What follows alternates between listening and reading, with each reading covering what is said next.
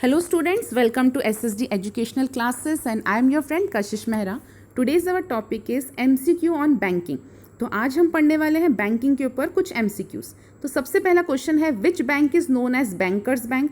बैंकों का बैंक किसे कहा जाता है? ऑप्शन है RBI, SBI, PNB या नाबार्ड. तो बैंकों का बैंक RBI को कहा जाता है जिसका फुल फॉर्म है reserve bank of India. A banking system where business is carried on by a bank through a network of branches spread throughout the country, इसे हम क्या कहेंगे? ऐसा बैंकिंग सिस्टम जहाँ पे बिजनेस जो कैरी फॉरवर्ड किया जा रहा है अलग अलग ब्रांचेस के थ्रू अलग अलग कंट्रीज में, तो उसे हम कहेंगे branch banking.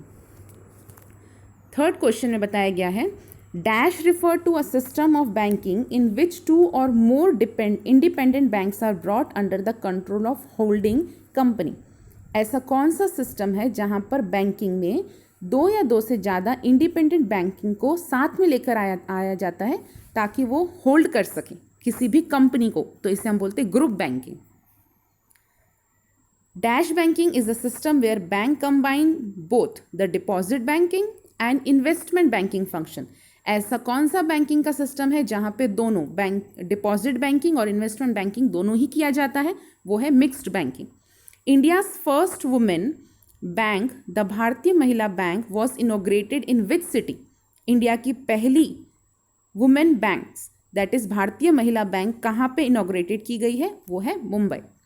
The current deposit is also known as current deposit कहते हैं saving deposit, demand deposit, time deposit या रिकरिंग डिपॉजिट. तो करंट डिपॉजिट को हम कहते हैं demand deposit. Which deposit are repayable after the expiry of fixed period. एक fix period के बाद कौन सा डिपॉजिट को हमें रीपे करना पड़ता है? तो हम उससे बोलते हैं टाइम डिपॉजिट. और टाइम डिपॉजिट के भी दो टाइप होते हैं, एक है फिक्स डिपॉजिट और एक है recurring deposit. Dash is the credit facility granted by commercial bank to the current account holder. कौन सी ऐसी फैसिलिटी है जो सिर्फ करंट अकाउंट होल्डर वालों को दी जाती है? वो है ओवरड्राफ्ट की facility. The process of dash begin with the bank leading money out of the primary deposit. Process of dash ऐसा कौन सा प्रोसेस है जहाँ पर बैंकिंग प्रोसेस में हम प्राइमरी मनी से हम कौन से प्रोसेस को बिगन कर सकते हैं या मनी को हम लेंडिंग के लिए यूज़ कर सकते हैं? तो प्राइमरी डिपॉजिट से हम जब मनी को लेंड करते हैं तो उसे हम बोलते हैं क्रिएट क्रेडिट या फिर आप बोल सकते हैं क्रेडिट क्रिएशन. तो इन शॉर्ट अगर हम यहाँ पर बताना चाहते हैं कि प्राइमरी डिपॉजिट वो डिपॉजिट होता है जो एक पर्सन अपना पैसा बैंक में रखता है, तो वो बैंक के लिए प्राइमरी डिपॉजिट होता है और उसी से ही बैंक किसी और को मनी लेंड करती है या लोन देती है. तो इस प्रोसेस को हम कहते हैं credit creation. CRR refer to, CRR का फुल फॉर्म है cash reserve ratio. NBFI refer to, NBFI का फुल फॉर्म है non banking financial institution. DIGC का फुल फॉर्म क्या है? DIGC का फुल फॉर्म है deposit insurance guarantee corporation. SLR refer to, SLR का फुल फॉर्म है स्टैट्यूटरी लिक्विडिटी रेशियो. EFT का फुल फॉर्म क्या होता है? EFT का फुल फॉर्म है इलेक्ट्रॉनिक फंड ट्रांसफर. जो फंड इलेक्ट्रॉनिक वे से ट्रांसफर किए जाते हैं उसे हम कहते हैं EFT. Which bank was introduced first ATM machine in India. कौन सी बैंक ने फर्स्ट ATM मशीन इंडिया में इंट्रोड्यूस की थी? वो है HSBC. CDM refer to, CDM का फुल फॉर्म क्या होता है? CDM का फुल फॉर्म होता है कैश डिपॉजिट मशीन. ECS का फुल फॉर्म क्या होता है? Electronic clearing services. NEFT refer to, NEFT का फुल फॉर्म क्या है? NEFT का full form national economic fund transfer, national economic fund transfer, national economic fee transfer. इनमें से कोई भी नहीं है. यहाँ पर सही फुल फॉर्म है नेशनल इलेक्ट्रॉनिक फंड ट्रांसफर. तो यहाँ पे एक भी ऑप्शन नहीं आएगा, none of this. IFSC stand for, IFSC का फुल फॉर्म रहता है Indian financial system code. RTGS का फुल फॉर्म क्या होता है? RTGS का फुल फॉर्म है real time and gross settlement. Swift stand for, Swift का फुल फॉर्म क्या है? स्विफ्ट का फुल फॉर्म यहाँ पे दिया है solution for world wide interbank financial telecommunications. ये होता है स्विफ्ट का फुल फॉर्म. CBS का फुल फॉर्म क्या होता है? CBS का फुल फॉर्म है कोर बैंकिंग सोल्यूशन। यहाँ पे 4 ऑप्शंस दिए गए हैं, लेकिन मैं आपको राइट ऑप्शन ही बता रही हूँ। CTS रिफर टू, CTS का फुल फॉर्म है cheque truncation system.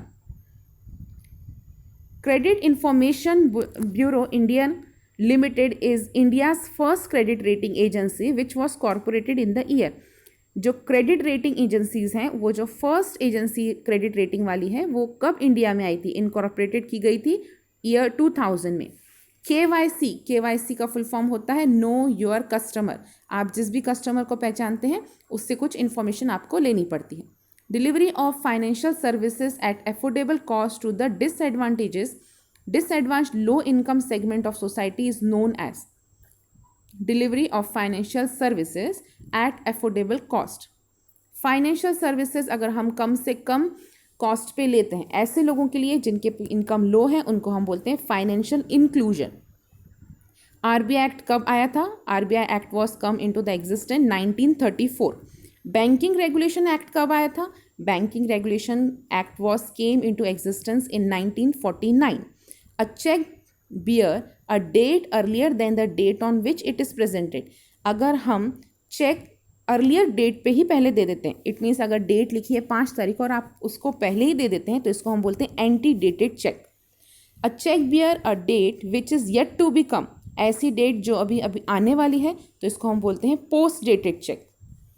If the cheque present for payment after 3 months from the date of cheque, it is known as, अगर हम चेक प्रेजेंट करते हैं 3 महीने के बाद, जो डेट चेक पे लिखी गई है उसके अगले 3 महीने के बाद उसको प्रेजेंट करते हैं, तो उसको हम स्टेल चेक कहते हैं। If a cheque is torn का मतलब है अगर चेक फट गया है into 2 or more pieces and presented for payment, it is called mutilated cheque. अगर चेक फट गया है 2 से या 3 टुकड़ों में, तो उसे हम मल्टीलेटेड चेक कहते हैं। Cancellation of cheque is known as, अगर चेक को कैंसिल करना पड़ा तो इसे हम कहेंगे ओपनिंग ऑफ क्रॉसिंग।